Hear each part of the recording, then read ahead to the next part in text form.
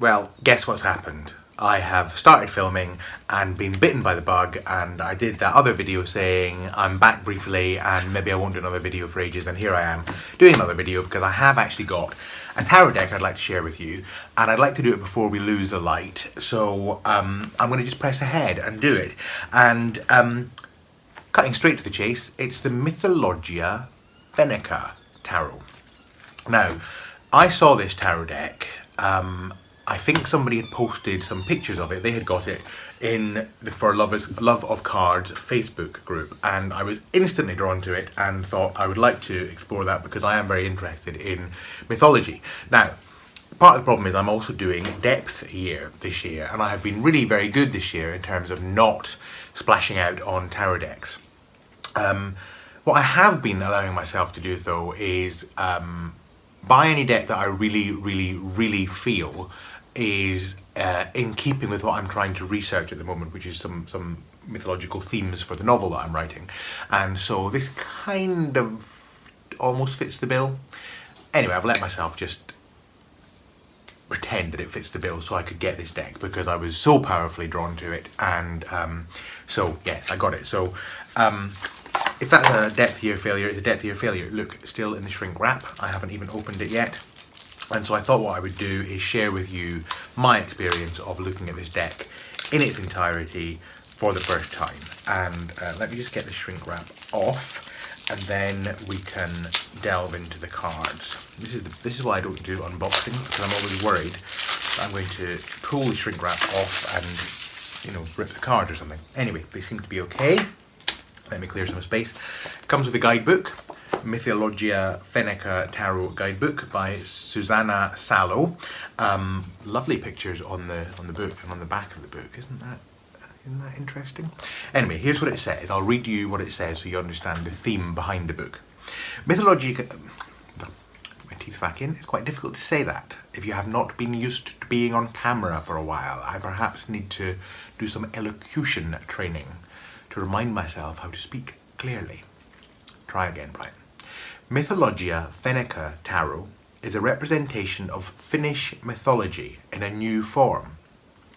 It contains a wide range of mythological beings, deities, nature spirits, events of Finnish national epic Kalevala, that's K-A-L-E-V-A-L-A, and aspects of traditional Finnish worldview. It also contains shamanistic themes and beliefs of other Finno-Ugric peoples. Finnish mythology is rooted in nature. The Mythologia Fennica Tarot deck contains the traditional 78 cards, but is divided into the 4 classical elements of nature instead of suits. We'll find out what those are in a second. Traditional wisdom is strongly present in the cards. Mythological events match contemporary life on a symbolic level and can be used as a method of problem solving and a source of new resources. This book contains thorough explanations for each of the cards and their different uses, and is itself a comprehensive guide of Finnish folklore and mythology. That's one of the reasons I also wanted it, because I am very interested in folklore and mythology, and I'm allowing some folklore undercurrents to kind of influence the novel that I'm writing. Mainly British folklore, but I'm interested in other folklores too. So what I'm going to do, I think the best thing to do would be if I were to go through the cards, and when we get to an interesting one, I'll just stop and I'll read you what it says in the book, and then that gives you a sense of what we've got here. Just to say, we have got the major arcana, and most of them are the cards that you would recognise in terms of the names of them, but they're also related to particular parts of Finnish mythology, so we'll go into that. And then the minor arcana, they're divided into folk. So the folk of fire, that's the wands. The folk of water, that's the cup. The folk of air, that's swords. And the folk of earth, that's pentacles. And they run through from ace through to king. And again, they each have a different character or story associated with them. There's an introduction. The author's foreword is about Finnish folklore, is about the national epic of Finland, the Kalevala. A little bit about the author's background in tarot, and then really it goes on to how to read the cards in terms of spreads. Now, I'm not very familiar with Finnish folklore. The only kind of Finnish, I think probably folklore influenced stories I'm really aware of, and that I enjoyed very much when I was younger, are the Moomins. Finn family Moomintroll and all that, and particularly the TV series, the kind of stop motion animation TV series, not the cartoon, the stop motion animation TV series that was on in the 80s, or certainly was repeated in the 80s, because I watched it often when I came home from school, and I found it absolutely enchanting and quite haunting and quite almost sinister in places, and it's certainly eerie in places. There were certain characters and situations that really used to give me a delicious shiver up and down the spine, and I suspect that I'll see some of this in this. Now, what I have seen of the card deck already and the images, I should say, this is one of the things that actually attracted me to the cards, is the artwork on them has a lovely kind of primitive, almost childlike quality to it. I know it's the kind of artwork that some people will say, oh, that's not how you draw eyes or whatever, but for me it absolutely is beautiful and very, very evocative. I actually would love to be able to talk you through the whole thing, because I think the whole thing just looks fascinating, but I'm not going to do that. I am going to be disciplined. We're going to go through the cards, and then when we get to a particularly interesting one that interests me, I will read you something so you get a sense. So I'll make sure that I do something from the majors and something from each of the four suits, and and something from the courts as well. So let's start at the very beginning. A very good place to start, and this card is called The Beginning. Now, just so you know, obviously the card, now, wait, let me turn down the light. Oh, can I even do it? Can I turn down the light? I want you to be able to see the cards, you see. That might be a bit better. Oh, of course the cards are actually in shadow because the sun is right behind them, so maybe that isn't better. So you'll just have to take my word for the name of the cards. Anyway, here we are. That is The Beginning, and what it says about the beginning in the book, that's the Fool. And does it say what the story is? No, so actually the beginning is actually the name of the card, and actually is the part of the Kalevala where the world originated from the egg of a diving duck. And I'm going to put the light back up, I can't see properly, sorry about that, slight detour. The egg of a diving duck. Too much light. You can tell I haven't been on YouTube for a while, I've got no idea what I'm doing. So that is the beginning, and then we have the magician, Ilmarinen. And that's Ilmarinen, the heroic smith of the Kabbalah, was one of the three brothers to whom Ilmatar gave birth at the time of creation, so still very much related to creation. Then we have the high priestess, the mother of Lemminkainen. Now this interests me because if I was asked which of the cards this was in the traditional deck, I probably would have said the Empress. And if I was asked what this next card was, I probably would have said the High Priestess. Look at that card. So powerful. I was just instantly drawn to this one. So I am going to read you something about this card. This is the equivalent of the Empress. So that was the High Priestess. This is the Empress. And what it says... Oh, wrong one.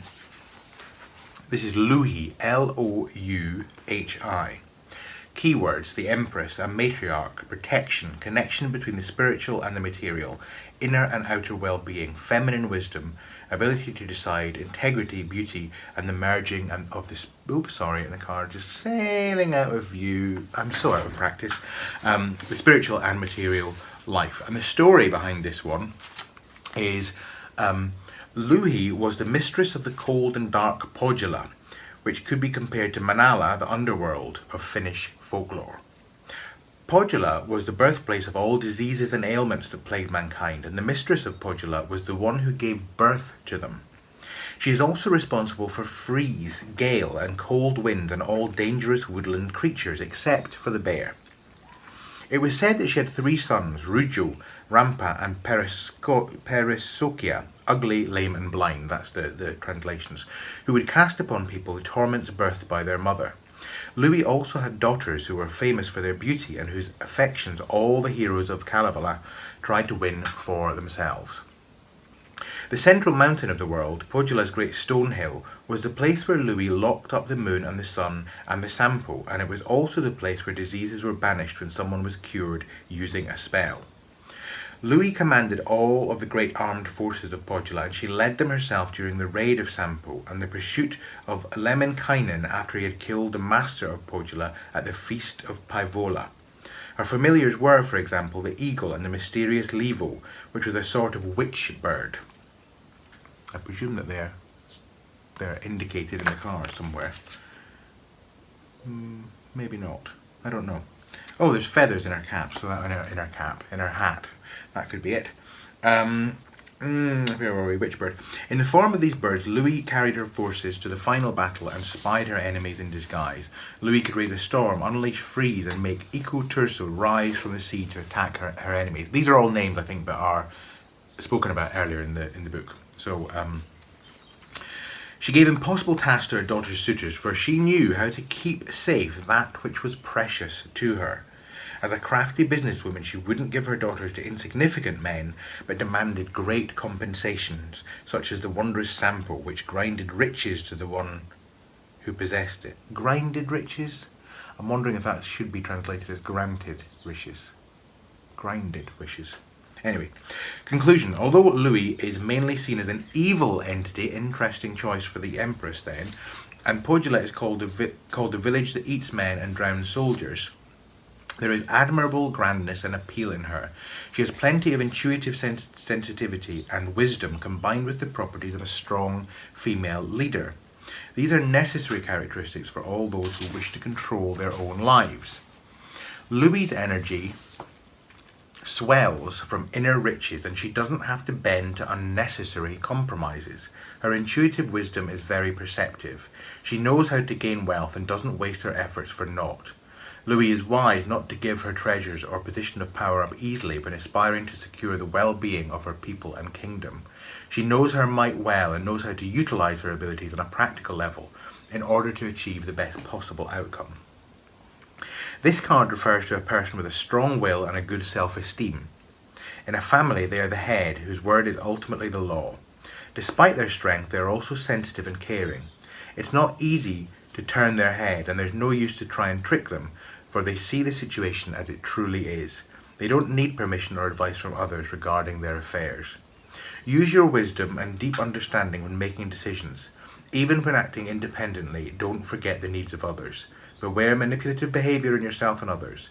As Louis allowed in the end her daughter to decide for herself whom to marry, allow those near you to decide what's best for them. It's very appropriate considering the video I posted earlier today. So I spent quite a lot of time on that just to give you a sense of the kind of information that's in there, but we'll be a bit quicker with the rest of them. It's so tempting to stop and read them all. That is the Emperor, Vainamoinen. I'm probably pronouncing these terribly, and I apologise if I am. That is a beautiful card. The Shaman, obviously the Hierophant equivalent. Then we have the Lovers, the Wedding of Podula. Podula was mentioned in what I read about Louis. Lamentation of the Boat. Interesting chariot. Lemminkainen. Antero Vaipunen. Now, that obviously is the kind of hermit character. Yeah,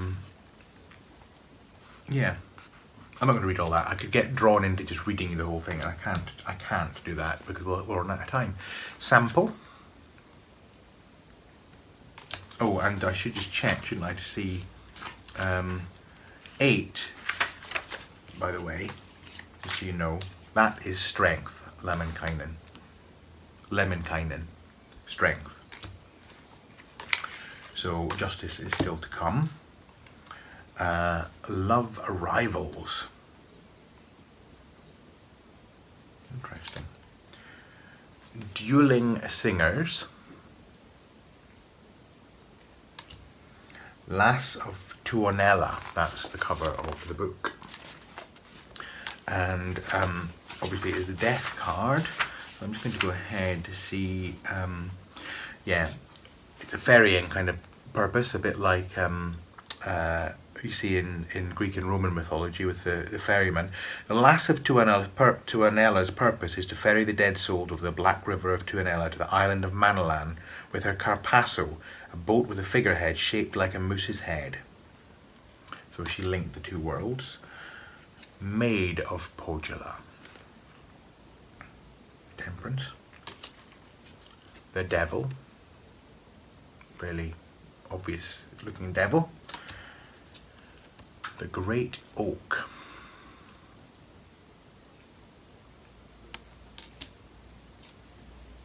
That's for the Tower. North Star, this star. Moon, Gates of Pohjola. With the wolves. Very evocative. Then Liberation of the Sun. For the Sun. The Feast of Paivola. The snakes coming out.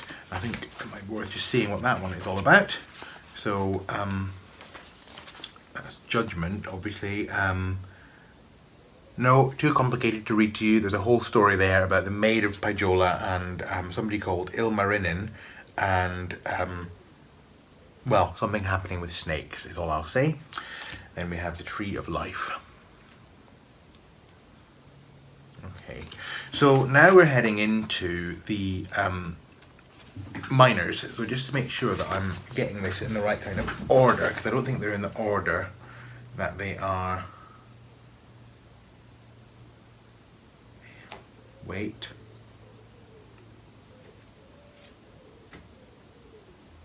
Ah, that's the king. Panu, the King of Wands. Mother of Fire. Very Game of Thrones, Mother of Dragons. Mother of Fire, Queen of Wands. The Horse of Hisi, that's the Knight of Wands. And the Page of Wands is the Eagle. So let's press on. So then we have the Ace, the Birth of Fire. Two of, this is wands, although it's got swords. This is slightly confusing because it's got swords, but that's okay. Two of Wands is Birth of Iron. That's hence the iron. Then we have the Blind Man's Guide, and that's Three of Wands. And I have to look this up because that is just so damn cute. Look at that. Three of Wands. Ah, I opened it, just the page. This is Inner Guide, Creative Thinking, Trust, Intuition, Courage, Humility, Listening to one's inner guidance. According to Finnish folklore, some blind people had an astounding ability that allowed them to tread their path with confident steps, averting any obstacles in their way.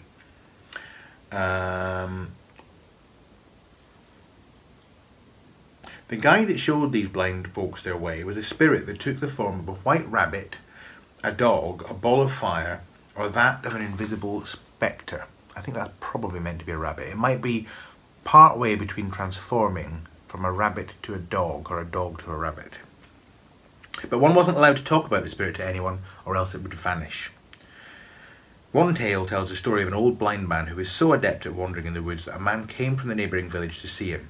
The visitor got the old man drunk, and then the poor gaffer let a secret slip. He told how a white rabbit always hopped before him and that all he had to do was follow it. When it turned, he did the same. If it circled around something, so did he. But after that, the rabbit didn't appear anymore. Oh, that's a sad story. So don't tell anyone about your magic rabbit guides is my recommendation. There. The Swidden of Vainamoinen. I'm terribly sorry if I'm making these names terrible. Four of Wands. Five of Wands. Lempo. I'd like to know more about Lempo one day. Firefox. Wolf's Bride. These characters are enchanting. Sauna. We all know what sauna is. That's fairly straightforward. Nine of Wands. The Golden Bride. Ten of Wands, the dragon. Okay, so now we're moving on to cups. And so I said I would do a minor, which I've done. I said I'd do a major, which I've done. So let's do one of these courts. So that's Ati, that's the King of Wands. I'm going to do Velamo, that's the Queen of Wands. So what does the book say about Velamo?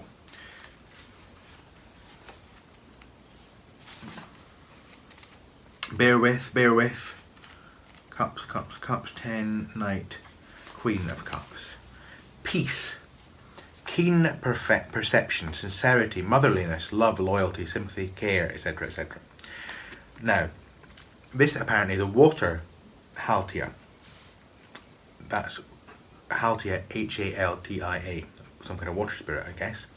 A water haltia's purpose was to give fish to the fishermen, to keep an eye on the amount of roe, and to protect all of the fish species, so perhaps more like a diva. Velamo, the mistress of water, is a beautiful and sensitive being who loves all inhabitants of the water and also gladly helps humans by giving healing and catches to those who ask nicely. And there's various things about what Velamo can do. So yes, there's a kind of spirit link there. And then we have, let's go back to Knight of Cups, Vetehainen. Page of Cups. I know that this is a fantastic deck. Then we have one, or Ace of Wands, the Toast of Ukko. Now I know about Ukko. Ukko was a dwarf, and I know this because I read when I was a kid, and when I was an adult as well actually, a very marvellous series that appeared in the British science fiction comic 2000 AD, and the series was called, well, everyone pronounced it Slonia, and real, that's how it's meant to be pronounced, but I think most people just pronounce it Slain, S-L-A-I-N-E. And there was a dwarf called Ukko. So I'm presuming that Ukko, well, maybe not. So this is, the earliest information that we have of the worship of Ukko comes from the foreword of Michael Agricola's Psalter. Church didn't look kindly at the old pagan rituals and tried its best to root out these customs. I'm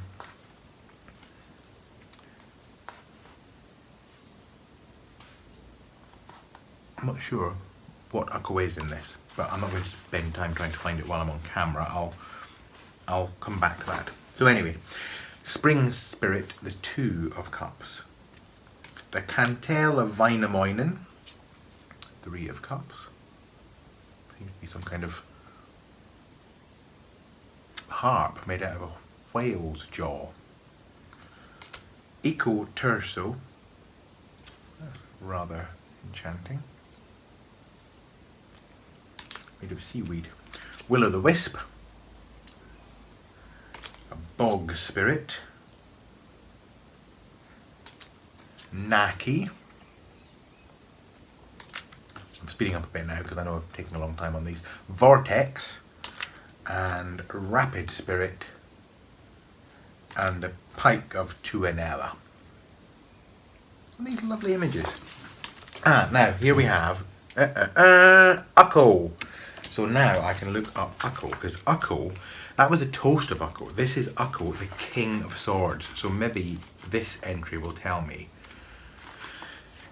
On my search for Ukko, there he is. Maybe this will tell me who Ukko is. Oh, he's not a dwarf. Sorry, Ukko. Not that there's anything wrong with being a dwarf, but I just misrepresented him. Ukko is the god of the sky. It's getting a bit dark out there. Who controls the weather, rains and fertility. He was prayed to give enough rain for the harvest to grow, but also to prevent excessive downpours. The god of thunder was an ancient deity who also adopted some of the Christian gods' characteristics in the passage of time. He is often seen as an old and great majestic lord who rode his stone cart across the skies during thunderstorms and threw his lightning bolt above the clouds. So he's a bit like Thor. It was believed that Ukko struck the clouds open with his lightning, which allowed the invigorating rains to pour down on earth. Or actually, is that, well, Zeus had lightning bolts, didn't he? But Thor was the god of thunder. in Norse mythology. I'm mixing up my mythologies now. So we're losing the light. Thanks, Ukko. The big clouds come over now. Look, I'm sorry I said you were a dwarf. Ilmatar. See, I've lost my place now. What is Ilmatar? Is Ilmatar the queen? It must be the queen of swords. We're in swords. So that's Ilmatar, the queen of swords. The elk of Hisi is the knight of swords. Raven is the page of swords. I have a thing about ravens. I love my ravens and my crows. Bumblebee is the ace of swords. I'm going to enjoy exploring this in more detail. This is the folk of Lintukoto. That's the two of swords. Laikio is the three of swords. Hitamoinen is the four of swords. This is actually quite a hard suit because they've got lots of funny names. Folk of the Graveyard, the five of swords. That's eerie. I'll have a look at that later. Etainen, six of swords. Kakiainen, seven of swords. Fascinating. Witch's Circle. Oh, cool. Eight of swords. Toadstools and fairies and things. White Deer. The nine of swords. Did I just say nine of swords? That's the eight of swords. This is the nine of swords. 10 of swords. The Court of Serpents. These are just fabulous.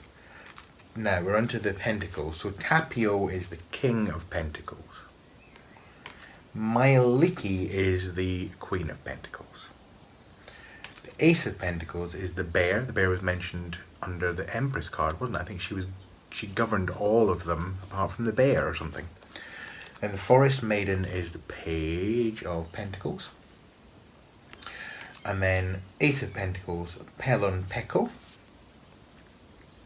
Kind of white hair. I've just read a book called The White Hair by Michael Fishik, which is based on a kind of, well, it's based on English folklore, I think. Very interesting book. Magic realism.